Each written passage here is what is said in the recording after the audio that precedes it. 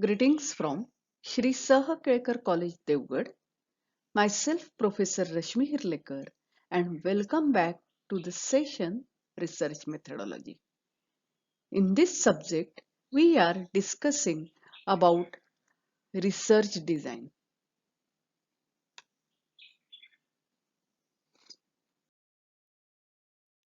Learning objective of this lecture. In today's lecture, we will discuss about methods or types of sample size. In that, we will discuss what is meaning of probability sampling method and non-probability sampling method. Methods or types of sampling size. We can classify types of sampling or methods of sampling into two different parts. The first one is probability sampling and second one is non-probability sampling. In probability sampling, there are four types of sampling method. The first one, simple random sampling. Second one, stratified sampling. Third one, cluster sampling. Fourth one, multi-stage sampling. In non-probability sampling, convenience sampling, judgment sampling, quota sampling, and snowball sampling. There are two main methods of sampling. The first one is probability sampling method and second one is non-probability sampling method. Here we will discuss about probability sampling method. In the probability sampling method, sample units are selected at random. This means the selection is haphazard or arbitrary. विद्यार्थी मित्रांनो, मुळात probability sampling method असं ज्या वेळेला आपण म्हणतो, probability म्हणजे संभाव्यता.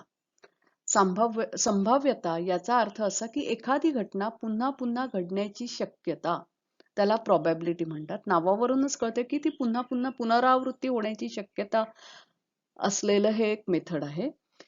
तर या probability sampling मेथड मध्ये sample units are selected at random. Random याचा अर्थ यादृच्छिक पद्धत. म्हणजे विज्ञान जर तुम्ही शिकत होतात, म्हणजे 10वी पर्यंत शिकलात सगळेजण, तर गतीचे जे प्रकार होते त्या गतीच्या प्रकारामध्ये एक यादृच्छिक पद्धतीची गती. तर त्याचं उदाहरण काय होतं? फुलपाखराची गती. फुलपाखरू विचार करतं का? नाही, ते असं म्हणजे हे फटफटत असतं. म्हणजे काय म्हणतो आपण त्याला, पंख असे हलवत असतं आणि या फुलावर त्या फुलावर बसत असतो. तो काही खूप विचार करत नसतो, मनाला येईल तसं फिरत असतो. सेम या प्रॉबॅबिलिटी सॅम्पलिंग मेथड मध्ये विचार न करता सॅम्पल सिलेक्ट केलं जातं. म्हणून याला probability sampling method असं म्हणतात. Every member in universe has equal chance of being selected as the representative. आता या सॅम्पलिंग मेथड मध्ये युनिवर्स मधल्या प्रत्येक मेंबरला equal chance of being selected, सिलेक्शनचे इक्वल चान्स असतात. आता याचा अर्थ काय इक्वल चान्स असतात? तर एक प्रॉबॅबिलिटी मधलं तुम्ही 10वीत असताना शिकलेलं एक उदाहरण मी तुम्हाला सांगते. एक नाणं फेकलं, तर ते नाणं फेकल्यानंतर एक तर छापा येईल किंवा काटा येईल. म्हणजे एक नाणं फेकल्यानंतर नमुना अवकाश किंवा सॅम्पल स्पेस ज्याला म्हणतात, ते किती आहे? 2. छापा आणि काटाचं. तर छापा येण्याची शक्यता किती? तर एकच, आणि काटा येण्याची शक्यता पण एकच. म्हणजे एक तर छापा पडेल किंवा काटा पडेल. नाणं काही असं उभं राहणार नाही, तिसरी काही संभाव्यता नाही. मग प्रॉबॅबिलिटी बघत असताना आपण म्हटलं की समजा ए ही घटना छापा पडण्याची शक्यता आहे, मग नंबर ऑफ ए बरोबर 1. नंतर बी ही घटना काटा पडण्याची शक्यता आहे, number of B is equal to 1. आठवतंय का तुम्हाला 10वीचं गणित? आणि मग प्रॉबॅबिलिटी ऑफ ए, तर number of A upon number of S असं करत होतो. म्हणजे नंबर ऑफ ए किती? 1 आणि नमुना अवकाश किती आहे? 2. म्हणजे 1/2. याचा अर्थ झाला हाफ. म्हणजे छापा पडण्याची शक्यता 1/2 प्रॉबॅबिलिटी आहे, काटा पडण्याची शक्यता 1/2 आहे. याचा अर्थ सरळ सरळ असा की तुम्ही नाणं फेकल्यानंतर 50% शक्यता छापा येण्याची असते, 50% शक्यता काटा पडण्याची असते. यालाच इक्वल चान्स ऑफ सिलेक्शन असं म्हणतात. The fact that any item can be selected is non. म्हणजे कोणताही आयटम सिलेक्ट केला जाऊ शकतो हे सगळ्यांनाच माहिती आहे. यामध्ये the selection of sampling item is impartial and independent of person making study. म्हणजे या सॅम्पलिंग मेथडमध्ये जे सिलेक्शन केलं जातं ते इम्पार्शियल असतं और independent of person making study. अभ्यास करणारा जो असतो तो या मेथडने ज्या वेळेला सॅम्पल्स सिलेक्शन करतो त्यावेळेला तो विचार नाही करत अरे याला सिलेक्ट करायचंय त्याला नाही, तो विचार करत नाही, म्हणून इट इज इम्पार्शियल आहे. याचं दुसरं एक उदाहरण मी तुम्हाला सांगते. तुम्ही IPO ऐकले असतील, इनिशियल पब्लिक ऑफर. म्हणजे कंपन्यांचे IPO ज्या वेळेला येतात बाजारात त्यावेळेला त्या IPO बाजारात आल्यानंतर त्याच्यासाठी लोक ऍप्लिकेशन करतात. लोकांनी ऍप्लिकेशन केल्यानंतर हे ऍप्लिकेशन करणारे खूप माणसं असतात, पण त्याच्यापैकी रॅन्डम पद्धतीने कोणाचं तरी सिलेक्शन केलं जातं आणि त्यांना शेअर्स विकले जातात. कारण मुळात जेवढे शेअर्स आहेत त्याच्यापेक्षा जास्त मागणी तिथे उपलब्ध असते आणि मग त्यावेळेला विचार केला जात नाही, रॅन्डम पद्धतीने दिलं जातं. आणि म्हणून इथे असं म्हटलेलं आहे की items can be selected is non, the selection of sample item is impartial independent of person making study. म्हणजे जो अभ्यास करतो त्याच्यापेक्षा सॅम्पल साईज हे स्वतंत्र असतं. There is no scope for any bias selection of sample. Selection होत असताना बायसला कोणताही स्कोप नाहीये. हा माझा माणूस त्याचा माणूस असं कोणताही बायस नसतं. Sample unit in probability sampling method. दुसरं एक उदाहरण तुम्हाला सांगते की समजा तुम्ही एखाद्या कंपनीत इंटरव्ह्यूला गेलात. इंटरव्ह्यूला गेल्यानंतर तिथे एकच जागा आहे आणि 10 माणसं आली.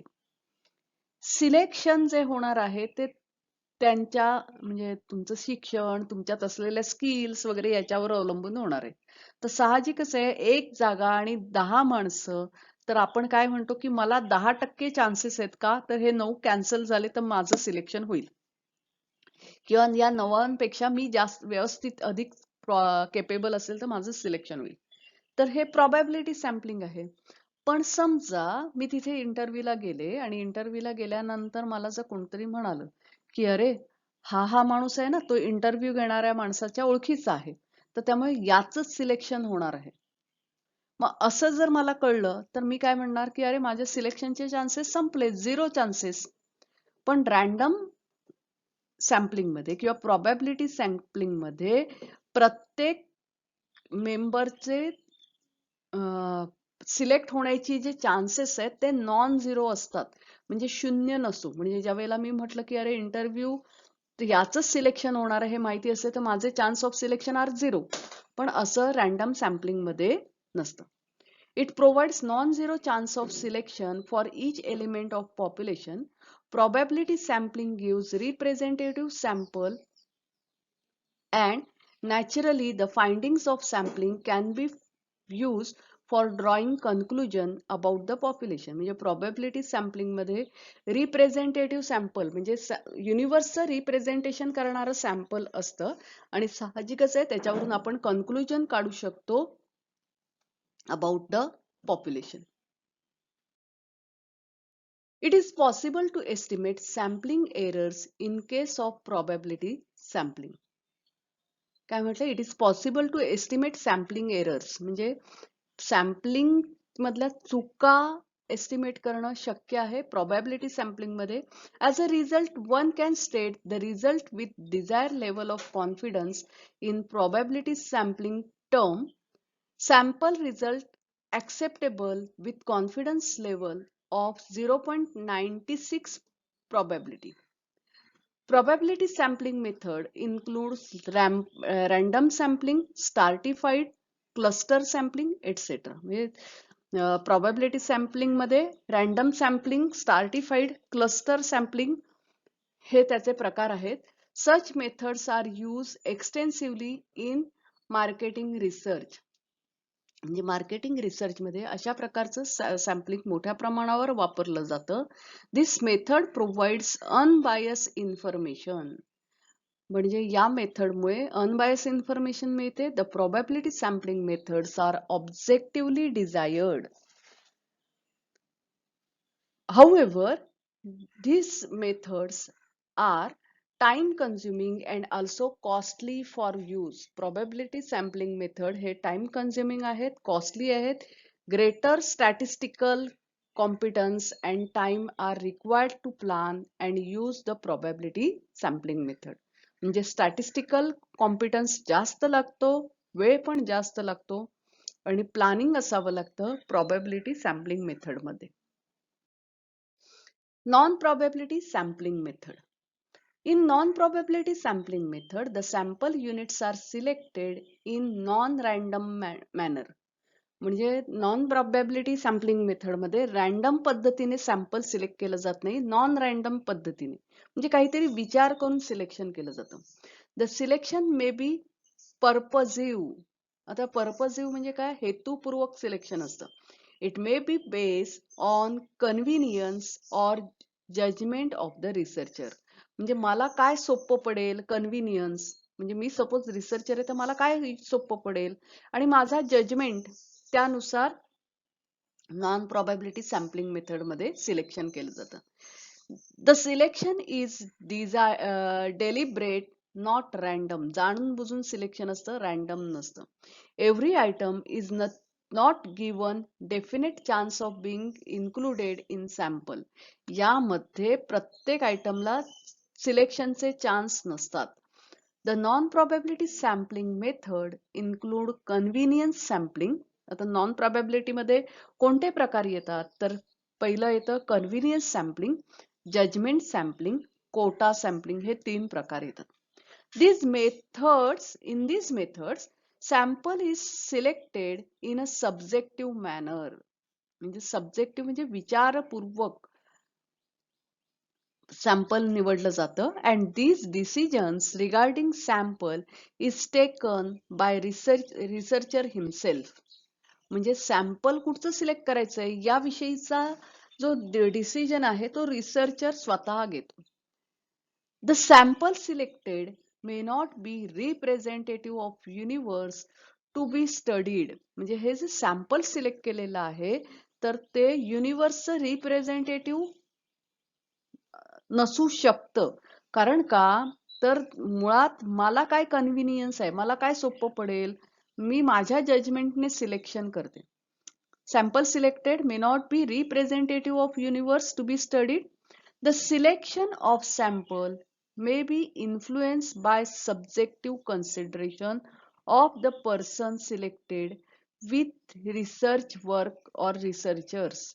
म्हणजे सिलेक्शन ऑफ सॅम्पल जे आहे त्या सॅम्पल सिलेक्शन वर कोणाचा इन्फ्लुएन्स असतो? Subjective consideration of the person connected with research work. जो रिसर्च करतोय त्या माणसाचा त्याच्यावर प्रभाव दिसून येतो किंवा त्या माणसाच्या विचारशैलीचा प्रभाव दिसून येतो. याचं नॉन प्रॉबॅबिलिटी सॅम्पलिंगचं एखादं उदाहरण मी तुम्हाला सांगते की समजा मी महाराष्ट्रातल्या किल्ल्यांचा अभ्यास करायचा ठरवला. तर किल्ल्यांचा अभ्यास करायचा ठरवला तर महाराष्ट्रात खूप किल्ले आहेत. म्हणजे समुद्र किनाऱ्याला आहेत किंवा पठारांवर आहेत. मग अशा वेळेला मी काय विचार करेन की अरे मला कुठचे किल्ले जवळ पडतायत, कुठे मी जाऊन माहिती गोळा करू शकते, कुठून मला माहिती मिळू शकते. तर ते किल्ले मी सिलेक्ट करते किंवा अरे या ठिकाणी माझ्या ओळखीचं कोणतरी आहे, मला इथून माहिती मिळू शकते किंवा काय. तर हे जे आहे हे नॉन प्रॉबॅबिलिटी सॅम्पलिंग आहे.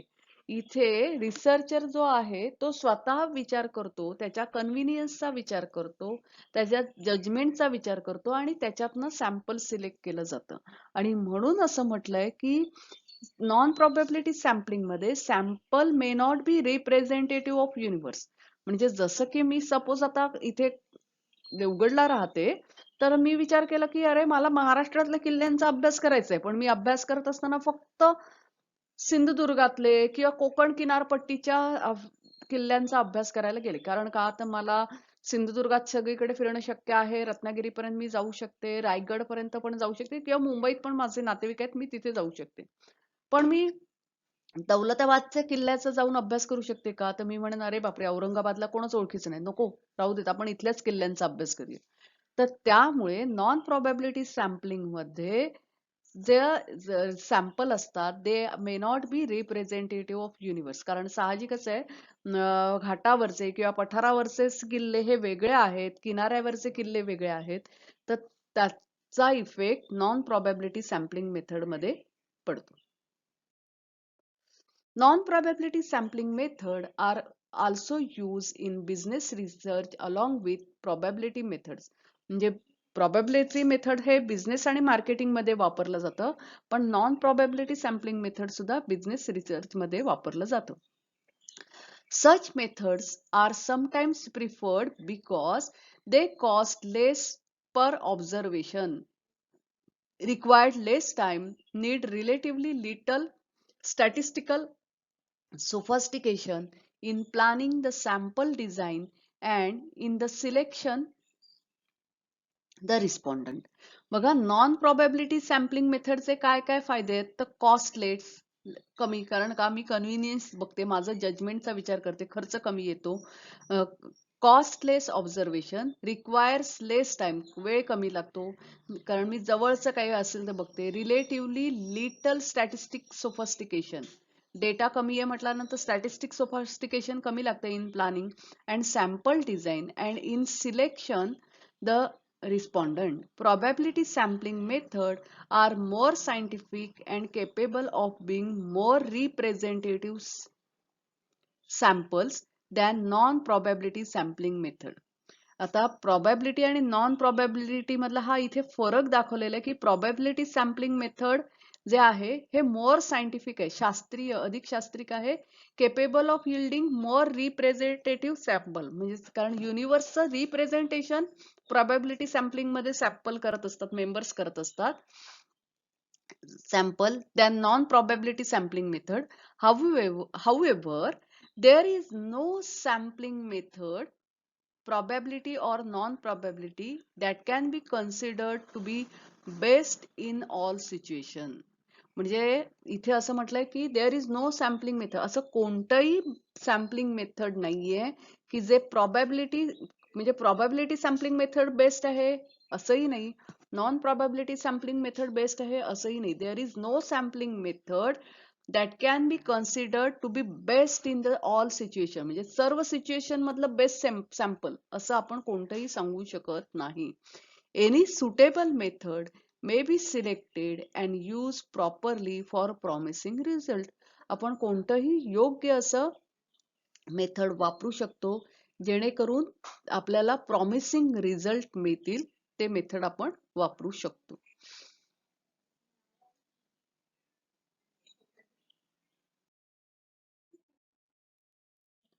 तर विद्यार्थी मित्रांनो, आज इथे आपण मेथड्स ऑफ सॅम्पलिंग और टाइप्स ऑफ सॅम्पलिंग याचा विचार केला आणि त्यामध्ये दोन मुख्य classification of sampling, probability sampling म्हणजे काय आणि नॉन प्रोबॅबिलिटी सॅम्पलिंग म्हणजे काय, या दोघांचेही थोडेफार फायदे तोटे याचाही इथे अभ्यास केला. In next lecture we will discuss in detail about probability sampling and its type. So, thank you for today. We will meet again. Happy learning to you. Stay home, stay safe. Thank you.